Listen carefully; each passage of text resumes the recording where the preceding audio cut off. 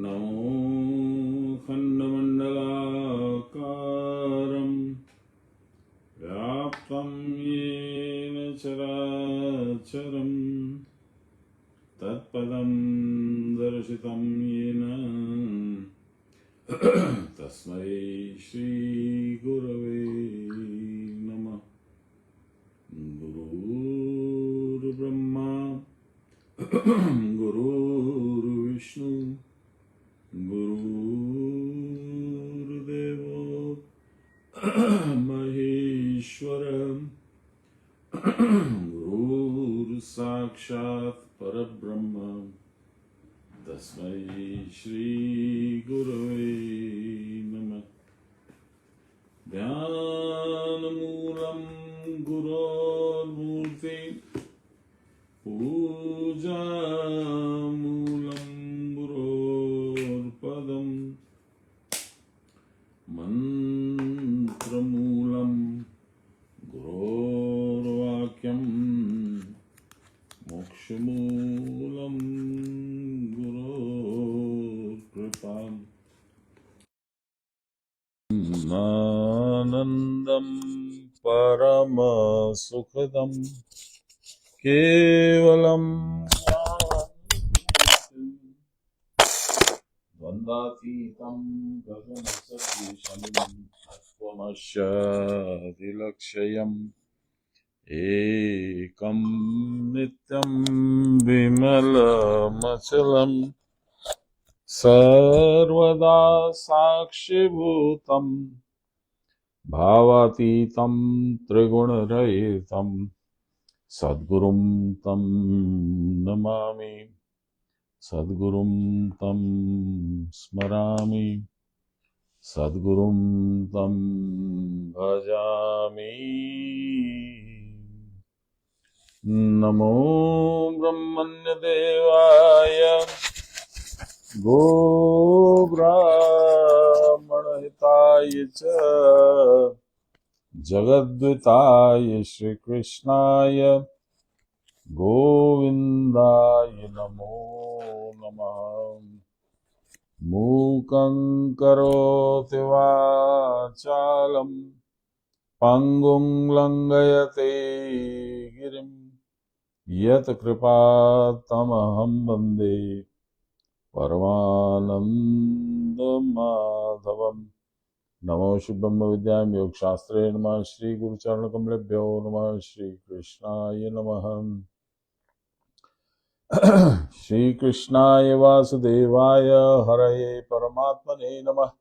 प्रणतक्लेशनाशाय गोविन्दाय नमो नमः। श्री कृष्णाय वासुदेवाय नमः। दुर्गे स्मृता हरसि भीतिमशेष जन्तु स्वस्ति स्मृता मतिमतीव शुभां ददासि। दारिद्र्य दुःख भयहारिणि का त्वदन्याम् सर्वोपकार करणाय सदार्थ श्री दुर्गादेव्यै नमः। श्री दुर्गादेव्यै नमः। श्री दुर्गादेव्यै नमः। श्री सद्गुरु चरण कमलेभ्यै नमः। श्री सद्गुरु चरण कमलेभ्यै नमः। श्री सद्गुरु चरण कमलेभ्यै नमः।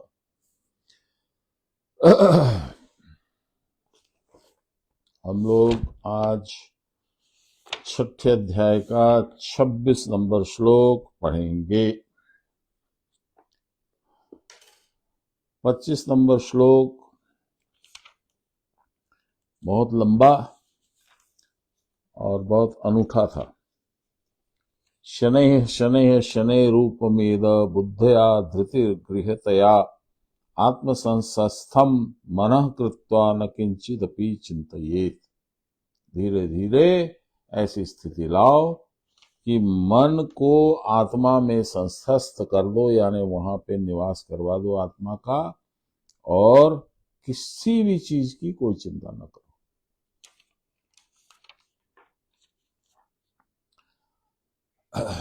इसमें दो तीन चीजें बड़ी सुंदर भगवान ने बोली थी, वो थोड़ा सा हम लोग याद कर लेते हैं।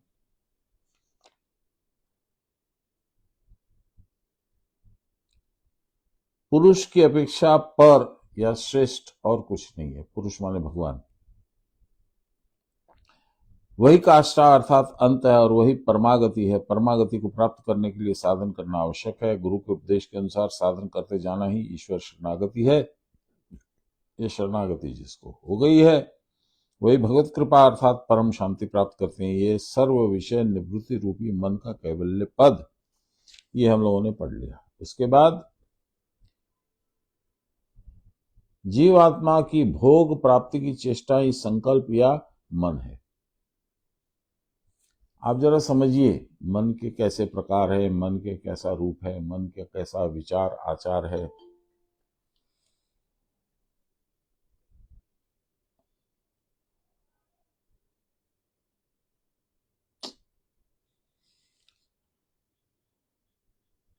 यह भोगासक्ति जीव के प्राण में संचित रहती है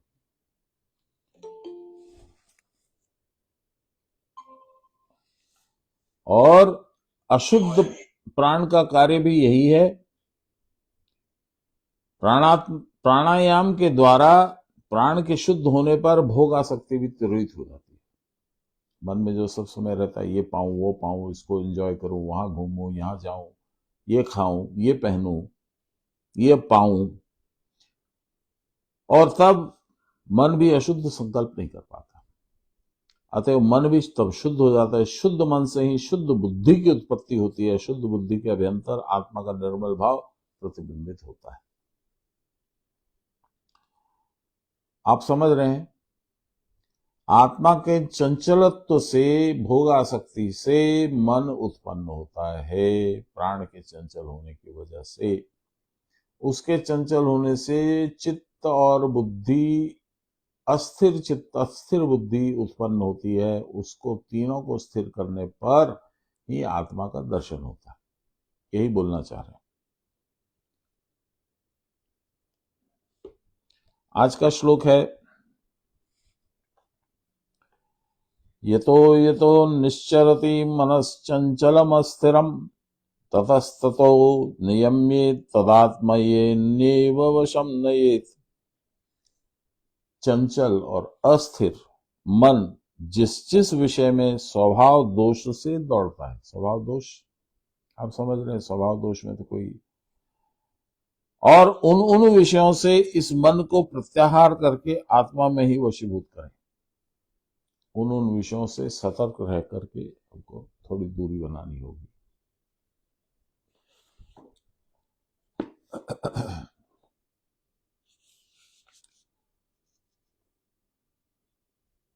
लहरी माशे एक लाइन में निकाल दिए इसको, मतलब जहां जहां मन दौड़े वहां वहां से आत्मा में बलपूर्वक लाकर वशीभूत करके रखे मन को।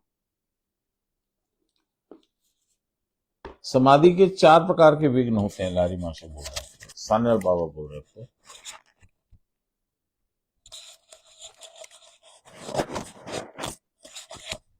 क्या बोल रहे हैं सुनिए।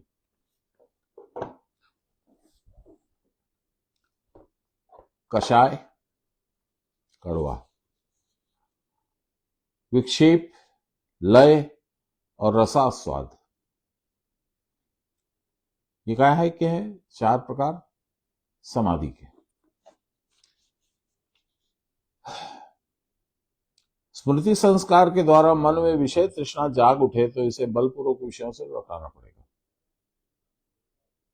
स्मृति संस्कार, पुराने जन्म में आपकी ये इच्छा रही, लहरी माशे की इच्छा थी कि मैं एक सोने के महल में कभी रहूं, तो उनके गुरु बाबाजी महाराज ने ये इच्छा उनकी पूरी करके उनके मन से उस इच्छा को समाप्त किया। और बाकी जो इच्छाएं थी वह उनको ऐसा एक काढ़ा या रस या तेल दिया जिसकी वजह से उनका प्रक्षालन हुआ, मन की सारी गंदगी या संस्कार कहिए निकल गए। इधर डिसेंट्री हुई, इधर वॉमिटिंग हुई। बुझती हुई आग जैसे फूंकने पर फिर जग उठती है, उसी प्रकार विभिन्न नाड़ी मुखों से श्वसन की क्रिया के द्वारा जो प्राण की गति होती है उससे ही सारी वासनामयी वृत्तियां जाग उठती हैं। मन को बाहरी विचार के द्वारा निरस्त करना बहुत ही कठिन है। बाहर से मैंने सोच लिया ये तो गलत काम हो रहा है, ये तो नहीं होना चाहिए, नहीं मानेगा मन।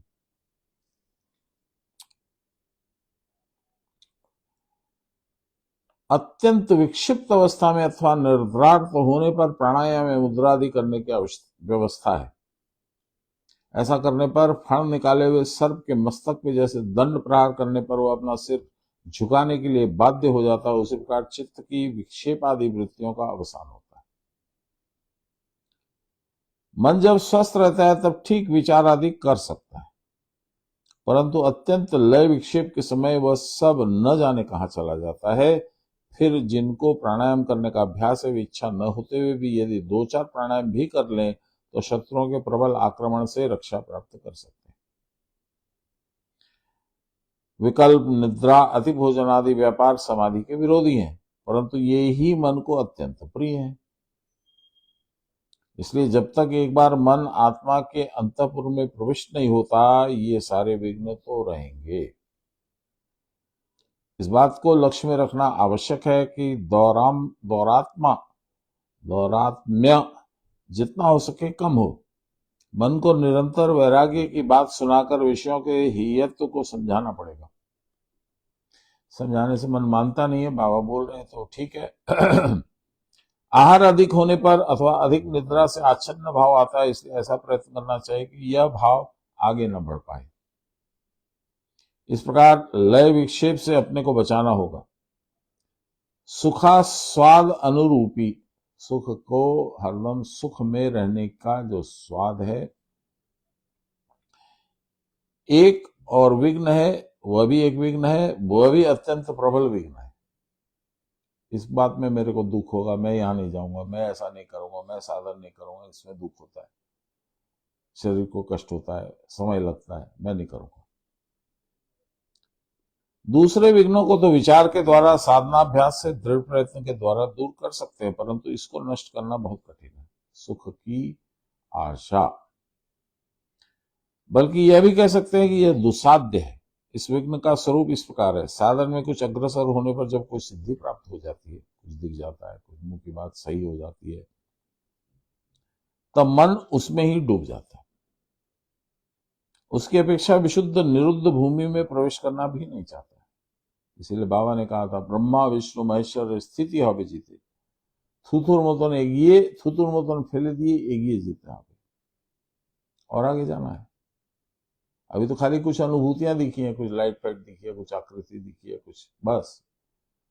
इसके आगे तो ब्रह्मा विष्णु महेश्वर की स्थिति भी आएगी, तुम उन्हीं के बराबर समतुल्य शक्ति संपन्न हो जाओगे। उसको भी थूक के जैसे फेंक के आगे बढ़ना है। अभी कहाँ हो, अभी तुमको तो सामान्य कुछ अनुभूतियां प्राप्त हुई हैं, कुछ हल्का दृश्य दिखा है, यही तो है, इसी में तुम मग्न हो रखे हो।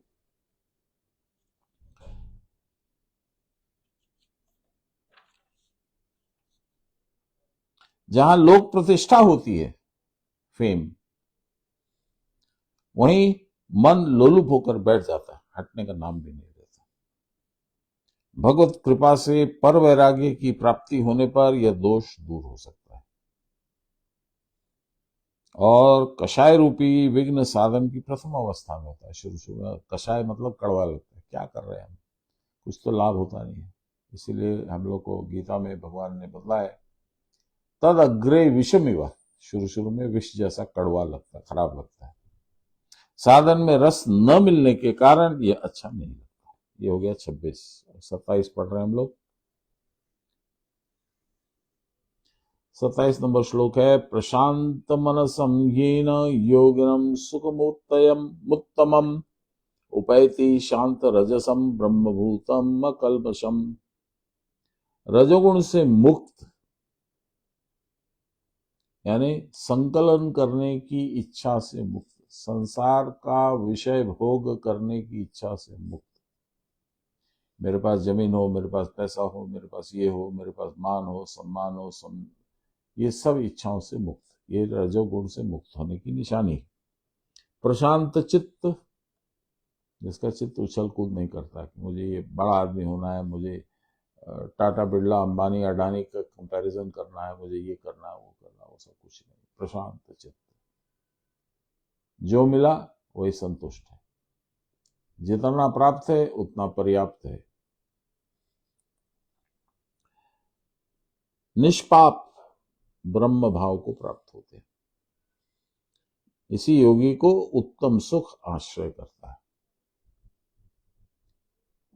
ये क्या बता रहे हैं?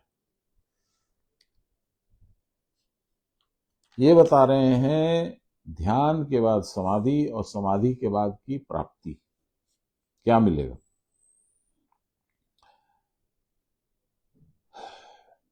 लहरी महाशय इस श्लोक का 1 2 3 4 5 लाइन लिखे हैं। अनयूजुअल है, लिखते नहीं है इतना।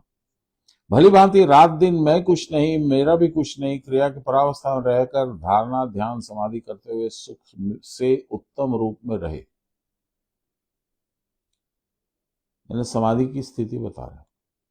तब क्रिया की परावस्था में रहते हुए मैं कुछ नहीं, मेरा कुछ नहीं, इस प्रकार की अवस्था में रहने पर अन्य दिशा में आसक्ति पूर्वक दृष्टि नहीं जाएगी। अतएव सर्वम ब्रह्ममय जगत ब्रह्म होकर निष्पाप हो जाएगा, अर्थात अन्य वस्तु में मन नहीं जाएगा। क्या बोल रहे हैं? ऐसे तो सान्याल बाबा हम लोग को एक्सप्लेन करेंगे, लेकिन मुझे जो दिमाग में आया वो आपको बताता हूं कि मैं इस तरह का विचार यदि मेंटेन करूंगा तो क्या होगा? ये होगा कि अन्य दिशा में यानी संसार के तरफ दृष्टि नहीं जाएगी। कहां जाएगी तब दृष्टि? संसार के अलावा तो सिर्फ भगवान है। संसार यदि एक अंश है तो 99 अंश तो भगवान ही है। तो भगवान की तरफ जाएगी तो इसी में आपको सुख मिलेगा, शांति मिलेगी, आनंद मिलेगा। मन ही मन ब्रह्म चिंतन करने पर भी एक प्रकार का प्रत्याहार होता है, परंतु क्रिया के द्वारा क्रिया की परावस्था प्राप्त योगी को जो प्रत्याहार होता है उससे रजोगुण शांत हो जाता है, तब प्रसन्नता से चित्त भर जाता है और मोह नहीं रहता। अतः मैं मेरा भाव नहीं रहता। मैं मेरा भाव रहने पर आसक्ति पूर्वक विषय दृष्टि होती है, तो उसमें ब्रह्म भाव नहीं रहता। देखिए, बहुत सिंपल, बहुत बेसिक, लेकिन बहुत अच्छी बात है। क्या? जहां मैं है वहां हरि नहीं, जहां हरि है वहां मैं नहीं। सिंपल। जहां मैं है वहां मेरा है, जहां हरि है वहीं सवेरा है। जब हरि ही नहीं तो अंधेरा ही अंधेरा है। इसलिए मैं और मेरा ये करते करते तो बहुत समय गुजर गया। अब हरि को ढूंढो, कहां है? तो सवेरे का दर्शन होगा, अंधकार में क्यों ठहरे हो? जब मैं और मेरा नहीं रहता तब मन की बात भी दूसरी ओर नहीं जाती। मन जब दूसरी ओर नहीं जाता तो पाप शून्य हो जाता है, यानी संसार की तरफ झांकता भी नहीं है मन। इस प्रकार निष्पाप हुए योगी का सर्वम ब्रह्ममय जगत भाव हो जाता है। तब योगी निरतिशय सुख, घनीभूत क्रिया की अपरावस्था या आत्म साक्षात्कार को प्राप्त होता है। तीनों एक ही बात है। आत्म साक्षात्कार होगा तो क्या होगा? निरतिशय सुख, ब्रह्मानंदम परम सुखदम। और क्या होगा? घनीभूत क्रिया की परावस्था, जानत तुम ही हुई जावा। और आत्म साक्षात्कार को प्राप्त होता है रजगुण और तमोगुण के क्षय के द्वारा। रजगुण तमोगुण क्षीण होते होते नष्ट प्राय है, खत्म से ही है। बुद्धि परिशुद्ध होने पर निर्मल स्वच्छ आत्मा के साथ एक भावापन्न हो जाती है। रजगुण तमोगुण समाप्त प्राय हो जाएंगे तो बुद्धि साफ हो जाएगी। बुद्धि में वही तो कचरा लगा हुआ, वही तो डस्ट है, वही तो मैल है। योग दर्शन में लिखा है सत्व पुरुषयो शुद्ध साम्य कैवल्यम। सत्व और पुरुष के शुद्ध साम्य में कैवल्य प्राप्त होता है। पुरुष तो नित्य शुद्ध है, पुरुष यानी भगवान, परंतु प्रकृति युक्त अवस्था में भी वह गुण आदि दोषों से दूषित जान पड़ता है। ऐसा लगता है कि भगवान में ये दोष है, वो दोष है, ये गंदगी है, ये फलाना है, ये रंग ऐसा है, ये फलाना है। ऐसा नहीं है। जब बुद्धि पूर्ण स्वच्छ हो जाएगी तो आत्मा में कल्पित अशुद्धि दूर हो जाएगी। इस प्रकार दोनों की शुद्धि साम्य होते ही चिदा भास रूपी बुद्धि सत्व चिद्रूप आत्मा में एकाकार हो जाएगा। यही कैवल्य मुक्ति है, तो सर्वोत्तम सुख है। इसको थोड़ा हम लोग समझने की चेष्टा करें, क्या बोल रहे हैं। भगवान से आपको दूर किसने कर रखा है? कोई पाकिस्तान तो आया नहीं, अलकायदा तो आया नहीं है, कोई हमास, हिजबुल्लाह, कोई नहीं आया आपको दूर करने के लिए भगवान से। तो किसने दूर कर रखा है? हिजबुल्लाह के परमपिता आपके मन। हिजबुल्लाह, हमास, हुती, नक्सल, ये सब उत्पन्न कहां से होते हैं? पहला उनका मन कलुषित होता है। उनको सत्ता चाहिए, मान चाहिए, जगह चाहिए, ये चाहिए, वो चाहिए। इस चाह के साथ में, यानी रजोगुण और तामसिक गुण के साथ में मन कलुषित होता है, और मन के कलुषित होने से उसी तरह से बुद्धि कलुषित हो जाती है। तो वो प्लानिंग करते हैं, कैसे टनल बनाएं, कैसे रॉकेट रखें, कहाँ पे उनको मारें, कहाँ पे किसको काटें। अच्छा, मान लीजिए उसने काट लिया, तो क्या हो जाएगा? उसको क्या होगा? क्या लाभ, क्या करेगा? कुछ नहीं। अपने आप को कंडेम करेगा नरक भोगने के लिए। जो राज की गद्दी पे बैठ गया, बड़ा आदमी हो गया, नेता हो गया, प्राइम मिनिस्टर हो गया, प्रेसिडेंट हो गया, उसको क्या मिल गया? कुछ नहीं। उसके अहंकार की तुष्टि हुई, इतना ही है। वह भी तुष्टि अस्थायी है। तो फिर करते क्यों हैं लोग? करते इसलिए हैं कि संस्कार का पुनर्जन्म होता है। किसी न किसी बुद्धि में ऐसी कोई ठेस लगती है या इच्छा प्रकट होती है, जिसकी वजह से हम लोग उल्टे रास्ते चल पड़ते हैं। उपाय क्या है? बुद्धि को, मन को, प्राण को स्थिर करना, यही उपाय है।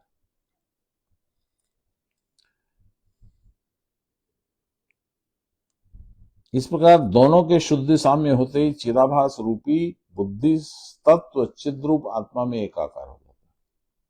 बुद्धि तत्व आत्मा में प्रवेश कर जाता है मन के साथ। यही केवल मुक्ति है, अतएव सर्वोत्तम सुख है। 28 नंबर। युञ्जनैवं सदात्मानं योगी विगत कल्मषः सुखेन ब्रह्म संस्पर्श मत्यंतम सुखमुष्णुते। इस प्रकार सर्वदा मन को वशीभूत करके निष्पाप होकर सुखेन, यानी अनायास ही, ब्रह्म साक्षात्कार रूप ब्रह्म स्पर्श अत्यंत सुख अश्नुते प्राप्त करता है। देखिए, 3 चीजें बोली गई, बहुत सिंपल है, लेकिन बहुत समझ के परे रहती, क्योंकि हम लोग इतना सोचते नहीं। क्या बोले? देखिए, इस प्रकार सर्वदा मन को वशीभूत करके, किस प्रकार स्थिर करोगे तो इसी प्रकार हो जाएगा। स्थिर कैसे करोगे? साधन से। साधन में क्या मुख्य अस्त्र क्या है तुम्हारे पास? प्राणायाम। जो प्राण इतने प्रचंड रूप से ऊपर नीचे जाना आना करता रहता है, उसको जब रोक दोगे, तो जिस प्राण के आने जाने और प्रचंड वेव्स बनती है उसके तुम्हारे शरीर में तरंगे उठती है, जिसकी वजह से तुम्हारा चित्त संसार का भ्रमण करता है, वह रुक जाएगा। उसकी परिधि संकुचित होते होते होते होते नगण्य हो जाएगी, उस बिंदु रूप में समा जाएगी, और वह बिंदु ही में आत्मा है। वहां पे जाकर के वह रेस्ट करेगी। कौन? मन की वृत्तियां। और जब मन निष्क्रिय हो गया, तो अपने आप बुद्धि भी स्वच्छ होकर के वैसे ही सूक्ष्म रूप से कम होती हुई, वह भी उसका अनुगत होते हुए पीछे जाते हुए आत्मा में छिप जाएगी, आत्मा में मिल जाएगी। अब शरीर क्या करेगा? शरीर का समस्त ध्यान आत्मा पे है, क्योंकि आपके मन और बुद्धि दोनों वहीं चले गए। तो ध्यान आपका मन और बुद्धि हटकाते हैं या लटकाते हैं। तो मन और बुद्धि जिस जगह पे है, वहां पे आपका ध्यान जागृत अवस्था में जाना ही जाना है, कहीं और तो जा नहीं सकता है। वहां क्या है? आत्मा का साक्षात्कार। वह होने से क्या होगा, अब सुनिए। इस प्रकार सदा सर्वदा क्रिया करके धारणा ध्यान समाधि युक्त होकर अन्य दिशा में आसक्ति पूर्वक दृष्टि न करके सर्वम ब्रह्ममयम जगत स्वरूप सुख अपने आप क्रिया की परावस्था में रहकर ब्रह्म में करके अत्यंत सुख प्राप्ति होती है। लाहिरी माशा को भक्त, जब आपका मन संसार को छोड़कर भगवान में निमज्जित होगा, डूबेगा, प्रयास करेगा, तो क्या होगा, संसार का जो भी भाव है, जो भी आकर्षण है, जो भी खिंचाव है, वो धीरे धीरे कम होगा। और जब मन का टान बाहर नहीं होकर के अंदर में चला गया, आत्मा की तरफ चला गया, तो सर्वम ब्रह्ममय जगत हो जाएगा। क्योंकि जगत में आपको कुछ वर्णीय, स्मरणीय, प्राप्तनीय, प्राप्तव्य नहीं रहेगा। सब आपको लगेगा कि निरर्थक है, कोई मतलब नहीं। तब आपको आत्मा मिल जाएगी तो परम सुख होगा। अब सान्याल बाबा की बात से हम लोग इसको विस्तार से समझने की चेष्टा करते हैं। क्रिया के द्वारा धारणा ध्यान और समाधि सभी धीरे धीरे आ सकते हैं, परंतु हर चीज में एक परंतु है। विषय संस्कार इतना सुदृढ़ होता है कि अभ्यासशील साधक के तनिक अवहेलना करने पर ही मन विषयों के दौड़ जाता है। इसलिए आसक्ति पूर्वक अन्य और दृष्टि न करके केवल आत्मा में ही मन को लगाता रहे, यही भगवान का उपदेश है। जरा इधर उधर देखे, मन चला गया, वहां साधन छूट जाएगा, भगवान छूट जाएंगे, अन्यथा तुम्हारा पाप कटेगा ही नहीं।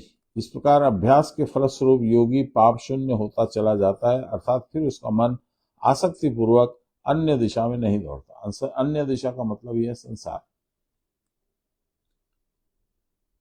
जिसकी इस प्रकार की अवस्था होती है, उसकी क्रिया की परावस्था खूब घनी हो जाती है। क्रिया की परावस्था घनी होने पर सर्वम ब्रह्ममय जगत हो जाता है। इसकी अपेक्षा सुखमय अवस्था कोई नहीं है। अब देखिए, इसको समझिए, बहुत सिंपल है, लेकिन हम लोग नहीं समझ पाते हैं, इसलिए गड़बड़ लगता है। क्या है? इस प्रकार की जिसकी अवस्था होती है, उसकी क्रिया की परावस्था खूब घनी हो जाती है। परावस्था क्या है? पर माने दूसरा, पर माने श्रेष्ठ।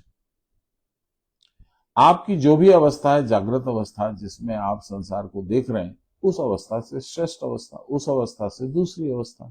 तो अब आप संसार को नहीं देख रहे, एक। दूसरा, आप सुख में हैं, दो। तीन, आपको हर जगह जहां भी आप देख रहे हैं भगवान ही दिख रहे हैं, क्योंकि उन्हीं की तरफ आपकी नजर है, तो आप जानते हैं कि वो हर जगह है। तो ये तीन भाव आपके अंदर प्रस्फुटित होंगे। उससे क्या होगा? सर्वम ब्रह्ममयम जगत, समस्त जगत सिर्फ ब्रह्ममय है और कुछ नहीं है।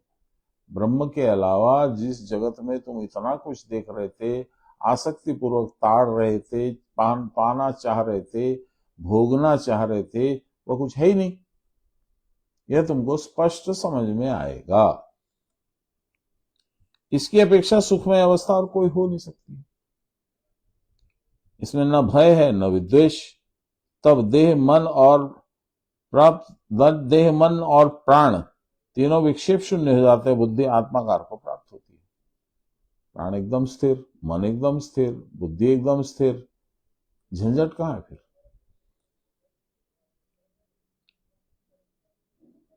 इस प्रकार के परिपूर्ण चिदानंदमय निजबोध रूप अवस्था के साथ किसी और सुख की कोई तुलना नहीं हो सकती। इसमें ही चिरकाल के लिए साधक अविद्या पिशाचिनी के हाथ से छुटकारा प्राप्त करता है। अविद्या पिशाचिनी कौन है? वो तामसिक भाव।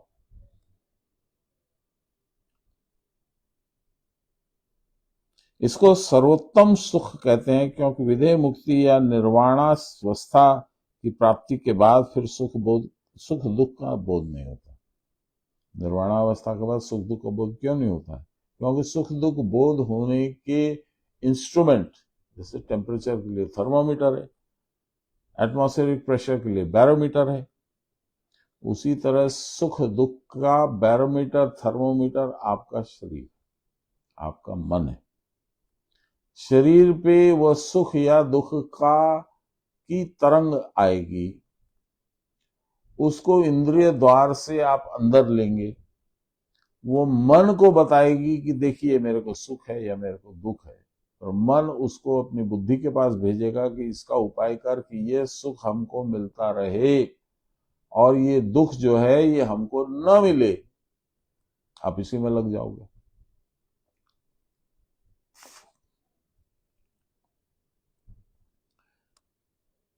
इसको सर्वोत्तम सुख कहते हैं, क्योंकि विदेह मुक्ति, जहां विगत हो गया देह, तभी तो परावस्था आई। वहां देह का कोई लेना देना नहीं है, न इंद्रियां है, न मन है, न बुद्धि है, वहां कुछ नहीं है। तो सुख या दुख कहाँ आएगा, कहां से आएगा? इसलिए विदेह। इसके बाद फिर सुख दुख का बोध नहीं होता। कारण यह है कि वहां भोक्तृ भोग्य भाव कुछ भी नहीं रहता। कौन भोग रहा है, क्या भोग रहा है? कुछ नहीं है वहां। देह के रहते हुए हम देहेंद्रिय मन बुद्धि जनित अनेक प्रकार के सुखों का आस्वादन करते हैं। आज बच्चे ने पहली बार बोला है माँ, घर में कितना उल्लास रहता है, अरे मेरा बेटा बोलने लगा या बेटी बोलने लगी। आज पहली बार उसने माँ बोला है।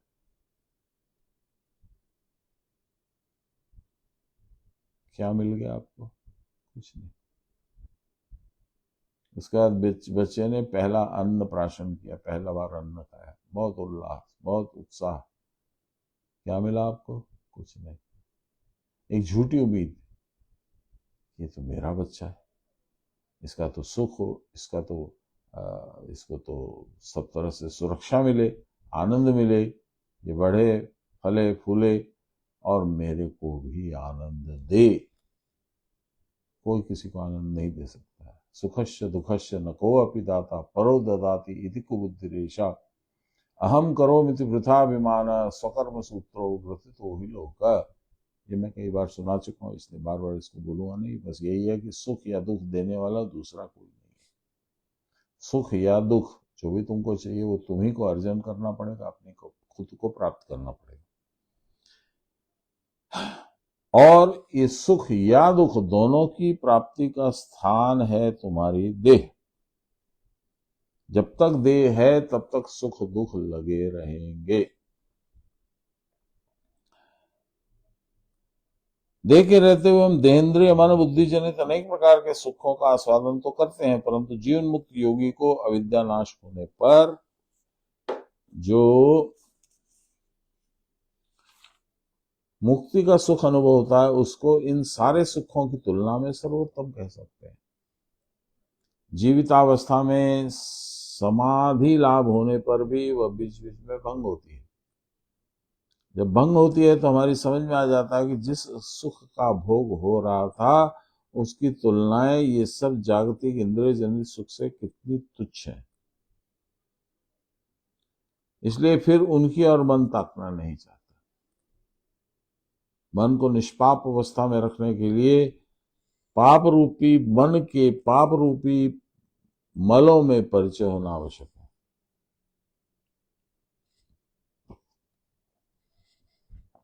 लाहिरी महाशय ने पाप और पुण्य की क्या व्याख्या की है, ख्याल कीजिए। पाप माने संसार की ओर दृष्टि करना पाप, भगवान की ओर दृष्टि करना पुण्य।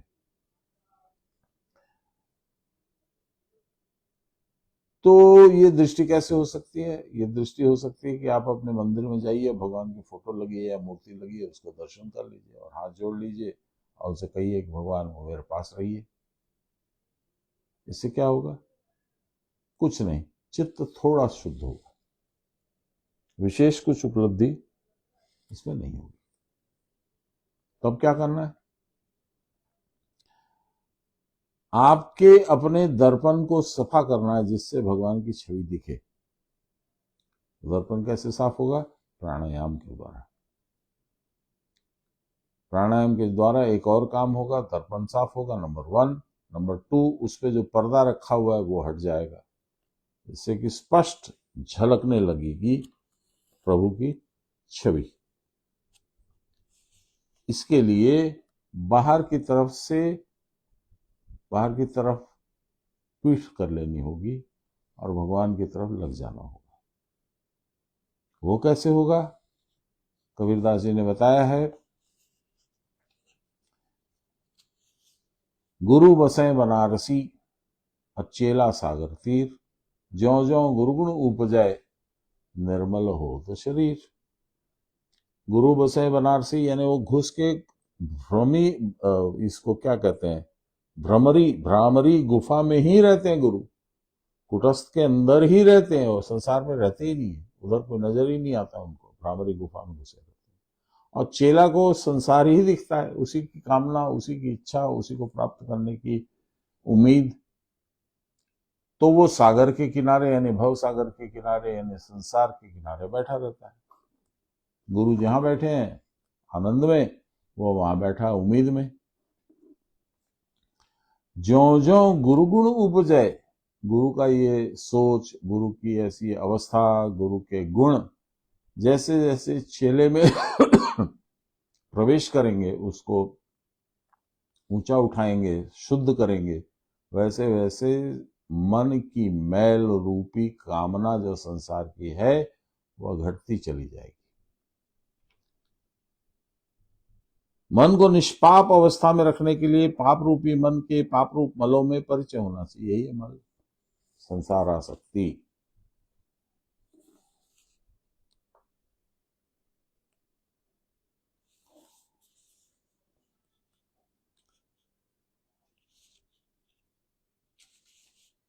यही समाधि के विघ्न है। योग दर्शन के समाधिपाद में लिखा है, विधिस्तयान संशय प्रमादालस्या विरति भ्रांति दर्शनावलब्ध भूमिकत्वान वस्थिताद्वानि चित्त विक्षेपास्ते अंतराया। चित्त विक्षेप, चित्त विक्षेप, एक बार अमेरिका, एक बार जर्मनी, एक बार यूएसए, एक बार फलाना, एक बार ढिमका, ये है विक्षेप। अभी दिल्ली आ गए, फिर वापस ऑस्ट्रेलिया चले गए, फिर जापान चले गए, फिर वहां चले गए, फिर वहां चले गए, फिर वहां चले गए, मन के द्वारा।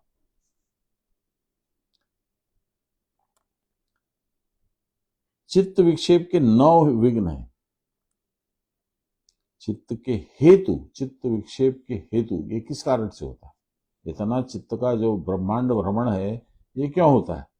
सुनिए, व्याधि, स्त्यान, संशय, प्रमाद, आलस्य, अविरति, भ्रांति दर्शन, अलब्ध भूमिकत्व और अनवस्थितत्व, ये 9 अंतराय चित्त के विक्षेप है। कैसे कैसे बाबा बताएंगे। सारी चित्त वृत्तियों के साथ ये उद्भूत होते हैं, उनके अभाव में पूर्वोक्त चित्त वृत्तियां उद्भूत नहीं होती। ये नहीं रहेंगे तो चित्त में इस तरह की वृत्ति यानी टेंडेंसी यानी टान नहीं रहेगी। ये क्या क्या है? व्याधि है ना, सबसे पहले व्याधि पढ़े थे हम लोग, धातुरस या इंद्रियों का वैषम्य। स्त्यान, चित्त की अकर्मण्यता अर्थात साधनादि सीख कर भी उसके अभ्यास में आलस्य, ये हम लोग सब करते हैं। 3 संशय, डाउट। उभय दिक स्पर्शी विज्ञान, जैसे यह होगा अथवा नहीं होगा, योग साधन करना उचित है या अनुचित है, ये सब मन में संशय होता है, डाउट होता है। 4 प्रमाद, प्रमाद मतलब अपने कल्याण को न समझ करके गलत रास्ते चलना। समाधि साधन में गलत धारणा का होना, भावना न करना, यही है प्रमाद। आलस्य, सब जानते हैं आलस्य क्या है, शरीर और चित्त के गुरुत्व के कारण साधन में अप्रवृत्ति।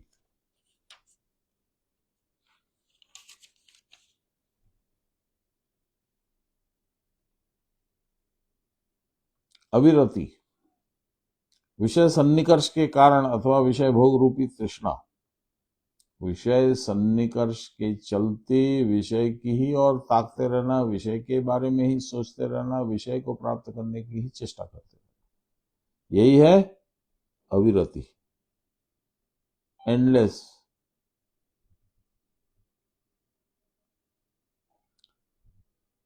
भ्रांति दर्शन, विपर्यय ज्ञान। भ्रांति दर्शन क्या है? संसार दर्शन। संसार तो भ्रांति है।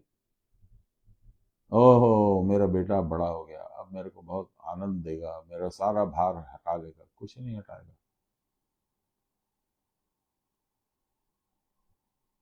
हम लोग यहाँ एक शादी थी,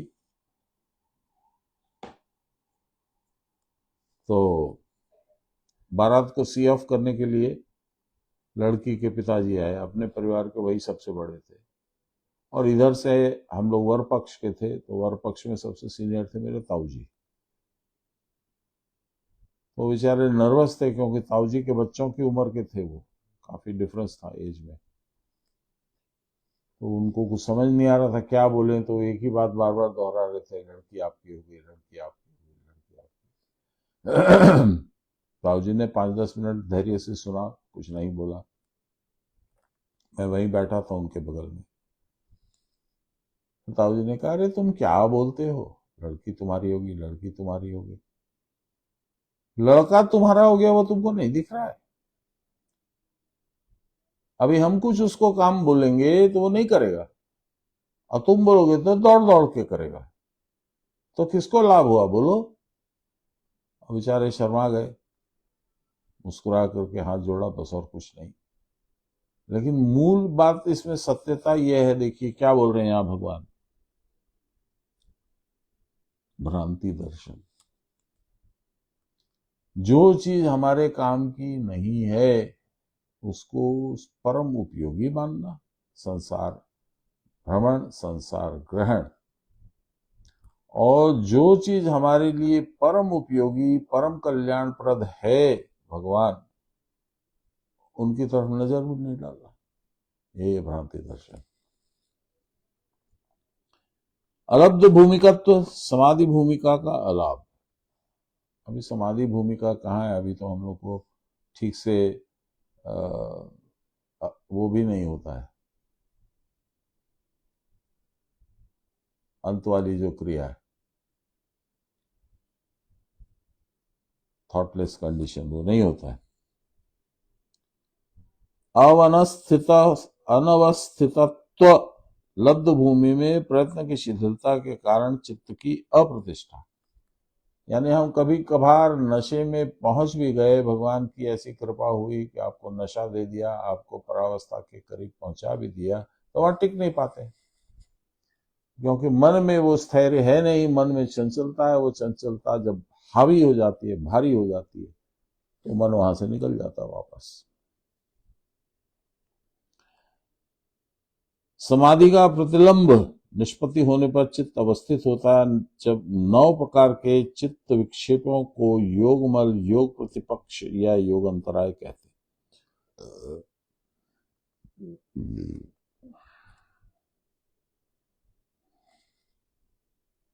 29 नंबर श्लोक।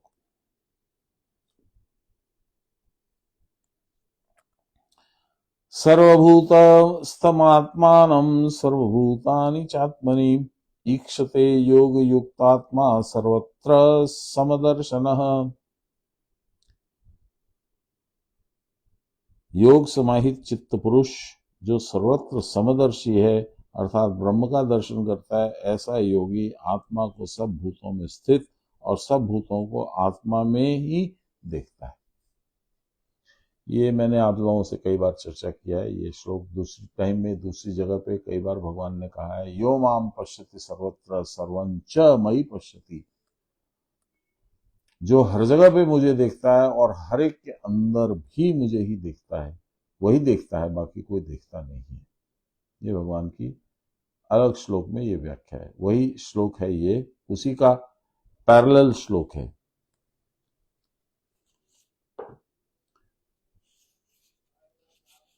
लहरी माशय 3 लाइन।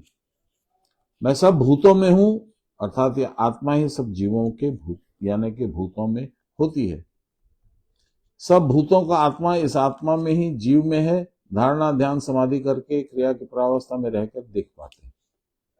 तब सर्वम ब्रह्ममयम जगत, अतः सबको समान देखते हैं। कैसे समान देखोगे आप? बहुत सिंपल है। हाथी और चींटी इसको समान कैसे देखोगे? ना आकार में, ना विकार में, ना क्षमता में, सम कैसे देखोगे? ये सम देखने के लिए आपको निज को परावस्था में डालना पड़ेगा, तब आपकी बाहरी आकार विकार उपाधि इत्यादि से दृष्टि हट करके उसके अंदर जो निवास करता है आत्मा, उसको देखने की क्षमता आएगी, तभी आप उनको देख पाओगे। इसके लिए कबीरदास जी ने बड़ा सुंदर एक भजन लिखा है, आप लोगों को मैंने पहले भी सुना है, फिर से सुन लीजिए, छोटा सुनाऊंगा, 1 या 2 पैरा। इनका भेद बता मेरे अवधू, अच्छी करनी कर ले तू, डाले फूल जगत के माई, जहां देखो वहां तू का तू।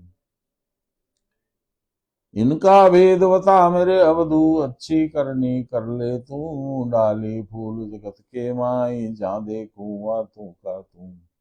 हाथी में हाथी बन बैठा, चीटी में हर छोटो तू, होए महावत बनकर बैठा, हाँकन वाला तू का तू। बस यही रोकता हूं। ये बात को और लंबे दूसरे दूसरे तरीकों से कबीरदास जी ने बताया, पर मोटा मोटी एसेंस यही है। क्या है? हाथी में तू ही है, महावत में भी तू ही है जो हाथी को चलाता है, और छोटी चींटी जो हवा से उड़ जाती है उसमें भी तू ही है। आकार विकार उपाधि इन सब से आत्मा को कोई फर्क नहीं पड़ता।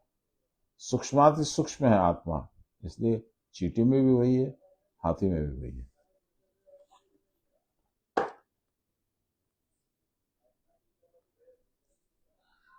कहाँ गया? ये रहा।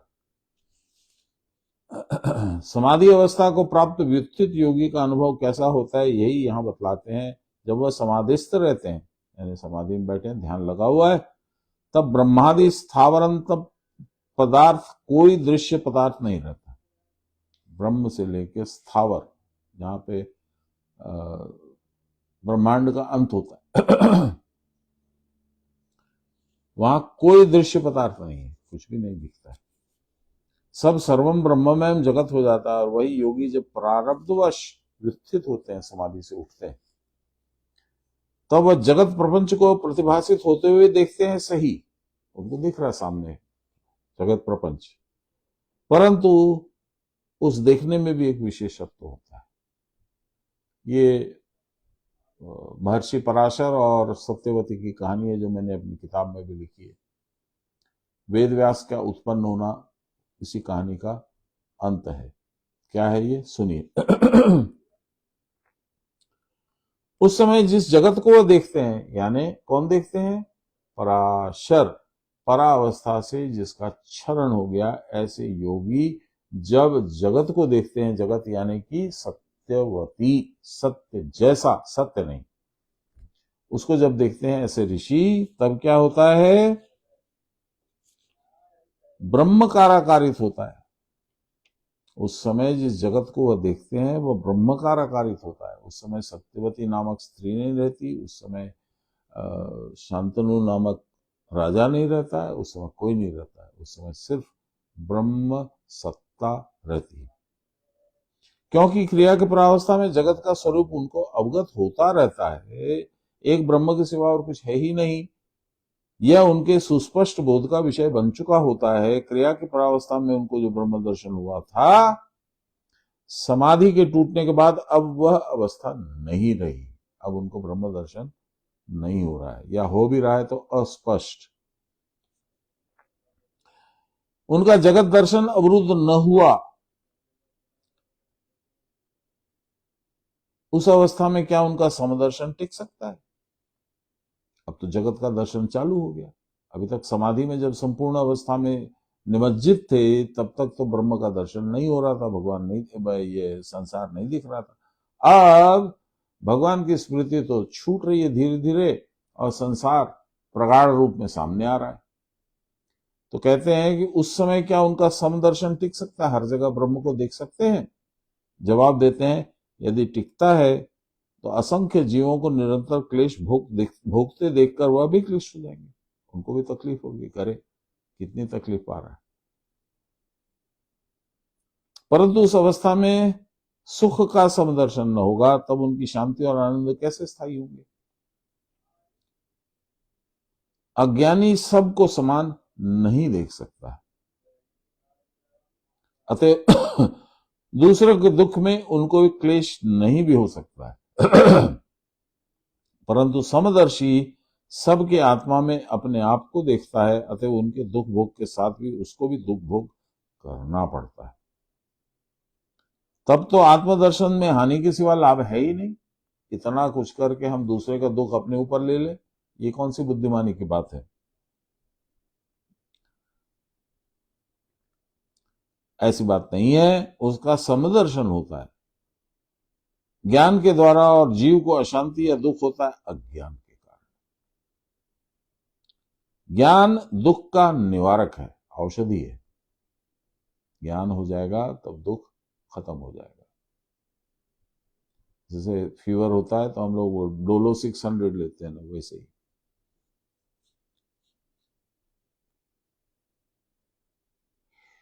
अतएव ज्ञानी को दुख होना संभव नहीं। समाधिवान पुरुष अज्ञान के पर पार चला जाता है, इसी से जगत के दुख में अज्ञानी को जिस प्रकार दुखानुभव होता है वह दुखानुभव उसको नहीं होता। ज्ञानी जानता है कि सब आत्मा एक है, नाना घट के जल में सूर्य के पृथक प्रतिबिंब के समान नाना देहों में केवल उस महान चैतन्य सत्ता की ही प्रतिबिंब पड़ता है। स्वरूपतः वे नाना नहीं है, इसलिए कोई पृथक या भिन्न नहीं। सूर्य तो एक ही है। 100 घड़े रख दो या 100 परात रख दो पानी भर भर के, सब में 100 सूर्य दिखेंगे, लेकिन है तो एक ही। यदि मुझे दुखित देखकर ज्ञानी को दुख ही नहीं हुआ तो उनका संग करने से फिर मुझे क्या लाभ है। फिर क्यों गुरु की सेवा करें, क्यों संतों की सेवा करें, क्यों योगियों की सेवा करें, नहीं करना चाहिए। ज्ञानी को दुख नहीं होता ऐसी बात नहीं है, तो उनका संग करने से क्या लाभ होगा। परंतु वो मुग्ध जीव के समान मोहयुक्त दुख उसको नहीं हो सकता। आहा मेरा बेटा है, देखो उसके हाथ में कितनी जोर चोट लग गई, देखो उसके पैर में वो हो गया, ये हो गया, आहा देखो कितना बुखार चल रहा है। ये हम लोग ममतावश, ममता का मतलब होता है मेरा अपना वश, ममत्व का मतलब ये होता है। ज्ञानी वो इस तरह से देखता ही नहीं है, कोई मेरा कोई पराया, ऐसा उनकी सोच है नहीं। जैसे सोया हुआ आदमी स्वप्न में भीषण दृश्य देखकर क्लिष्ट होता है और उसे देखकर वहां का जगा हुआ आदमी हाथ से उसका शरीर हिलाकर जगा देता है, उसी प्रकार वह भवरोग क्लिष्ट अज्ञानी जीव के अज्ञान निद्रा जनित संसार स्वप्न रूपी क्लेश को देखकर उसको ज्ञानोपदेश के द्वारा केवल जागृत मात्र कर देते हैं। इसको मैं समझाता हूं। सपने में किसी ने डरावना सपना देखा तो कुछ कुछ बोलने लगा और कल्पित हो गया, छटपट करने लगा।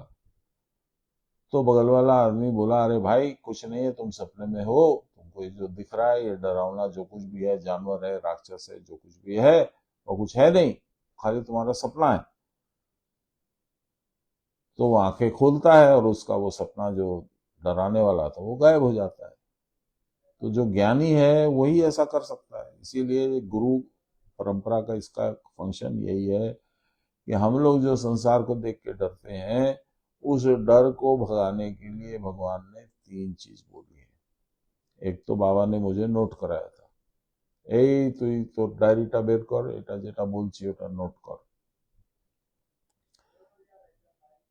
पहली चीज क्या बोले, रण बन व्याधि विपत्ति में वृथा डरहु जन कोई, जो जननी जठरे रक्षक सो हरि गए न सोई। रण लड़ाई, रण वन जंगल, व्याधि शरीर की बीमारियां विसंगतियां, विपत्ति फाइनेंशियल सांसारिक कुछ भी क्लेश। रण वन व्याधि विपत्ति में वृथा डरहु जन कोई, झूठ पर मत डरो। जो जननी जठरे रक्षक, जिस भगवान ने तुम्हारी मां के गर्भ में जब तुम थे तब भी तुम्हारी रक्षा की, तुम क्या सोचते हो आज वो सो गए? वो वैसे ही है। एक ये दूसरा, तीन लोक नवखंड में गुरु से बड़ा न कोई, करता करे न कर सके गुरु करे सो होई। अब इस पे एक सवाल उठेगा कि यदि गुरु करे सो होई तो गुरु को क्या असुविधा भाई, झूठा ही सही, मेरा जो भी झूठा ही क्लेश है वो झूठा क्लेश हटा दो। नहीं हटा सकते। क्यों नहीं हटा सकते? उनकी एक बाध्यता है, एक उनको एक बंधन है, क्योंकि तुमने जो कर्म किए हैं उन कर्मों का ये फल है और ये भगवान का नियम है। यदि आज वो अपनी योग बल से तुम्हारे कर्मों का दोष हटा भी देते हैं तो अगले जन्म में वो कर्म फल तुमको 4 गुना ज्यादा भोगना पड़ेगा। बाबा ने स्पष्ट बताया था। इसीलिए कर्मों का भोग, कर्मों का बंधन, कर्मों का दोष भोग करके काटना होता है। गुरु जब चाहे जब कर सकते हैं, नहीं करते। इसमें गुरु की कृपा है तुम्हारे पे, ऐसा नहीं है कि गुरु अक्षम है या वो करना नहीं चाहते। हाँ, गुरु उस भोग की तीव्रता को मिटाने के लिए, तुम्हारी सहन शक्ति को बढ़ाने के लिए तुमको उपाय बता देते हैं। और वह उपाय क्या है?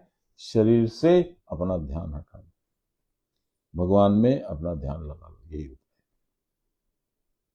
तब शरीर के साथ क्या हो रहा है, दुख है सुख है, वो तुमको रजिस्टर नहीं होगा, यहाँ नेटवर्क कट हो जाएगा।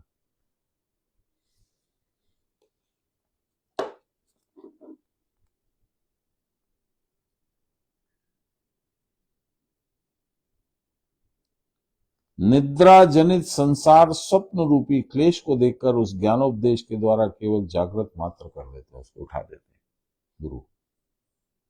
वो जानते हैं कि तत्वतः उस सब का आत्मा तो एक ही है और वह आत्मा नित्य पूर्ण आनंदमय है, उसमें दुख का लेश है ही नहीं। माया मोहित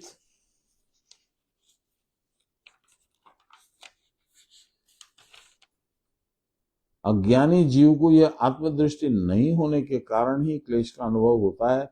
साधना के प्रभाव से ज्ञान आलोक, आलोक माने लाइट, प्रज्वलित होता है, तब साधक को ज्ञात हो जाता है कि अज्ञान इस शरीर को केवल वेस्टर्न किए हुए है। वेस्टर्न माने पकड़, अवलंबन। हम लोग जो करते हैं उसको कहते हैं निरावलंबन, किसी भी चीज को मत पकड़ो, ये है वेस्टर्न माने अवलंबन किए हुए रहता है। आत्मा को वेस्टर्न करने की शक्ति उसमें है नहीं, आत्मा को पकड़ने की शक्ति हम मूर्खों में नहीं होती है। उन्होंने आत्मस्थ होकर देख लिया है कि वह देह है ही नहीं, न वो है न हम है। आत्मा है, इसी कारण देह का क्लेश उनको मोहित नहीं करता। वो जानते हैं ये एक सपने जैसा है, ये जानते हैं कि अनरियल है, ये जानते हैं कि इसकी अवधि इतनी है, फिर भी हम दुखी रहते हैं। तो हमको वो संबल देते हैं, हमको वो हिम्मत देते हैं ये बताने के लिए कि देखो, मेरे को बोला था, उनके शब्द आपको सुना देता हूं। उन्होंने कहा था, बंगाली में बोलता हूं फिर हिंदी में बताता हूं। उन्होंने कहा था, आगुनेर मतन दिन जाबे जीते, 3rd ডিগ্রি বার্ন হবে, যদি ভগবানকে ধরে রাখতে পারো 1st ডিগ্রি বার্নের মতन বেরিয়ে चले যাবে। यानी इतना भयंकर तुमको कष्ट होगा, लेकिन उस कष्ट की प्रतीति यदि भगवत स्मरण तुम्हारे मन में चलता रहा, भगवत ध्यान चलता रहा, तो उस कष्ट की प्रतीति 1/3 हो जाएगी, 100% से 33%। ये गुरु करते हैं, ठीक है। उन्होंने आत्मस्थ होकर देख लिया कि वह देह नहीं है, आत्मा है, इसी कारण देह का क्लेश उनको मोहित नहीं कर सकता। अभी 2 पेज और है तो इसको यहीं रोकते हैं। लेकिन वो श्लोक आ गया जो मैंने कुछ देर पहले बोला था। मैंने ये बोला था, यो माम पश्यति सर्वत्र सर्वंच मयि पश्यति तस्याहम न प्रणश्यामि सच में न प्रणश्यति। हम लोगों ने बोला था ना कि भगवान सब जगह है और सब के अंदर है। ऐसा जो देखता है वह मुझको नष्ट नहीं करता और मैं भी उसको नष्ट नहीं करता हूं। ये अपने लोग कल देखेंगे 30 नंबर। पहले 29 नंबर खत्म करेंगे कल, और फिर 30 नंबर देखेंगे। श्री कृष्ण गोविंद हरे मुरारे, हे राम नारायण वासुदेव, श्री गुरु चैतन्य हे आत्मदेव, हे मातु दुर्गे हर विश्वनाथ, सर्वे भवन्तु सुखिनः, सर्वे सन्तु निरामया, सर्वे भद्राणि पश्यन्तु, मा कश्चित् दुःखभाग् भवेत्। असतो मा सद्गमय, तमसो मा ज्योतिर्गमय, मृत्योर्मामृतं गमय, आविराविमहि। बोलिए प्रेम से गुरु महाराज की जय, परम गुरुदेव की जय, परात्पर गुरुदेव की जय, परमेष्टि गुरुदेव की जय, आदि गुरुदेव की जय, गुरु माता की जय। हर हर महादेव। जय गुरु, जय गुरु, जय गुरु।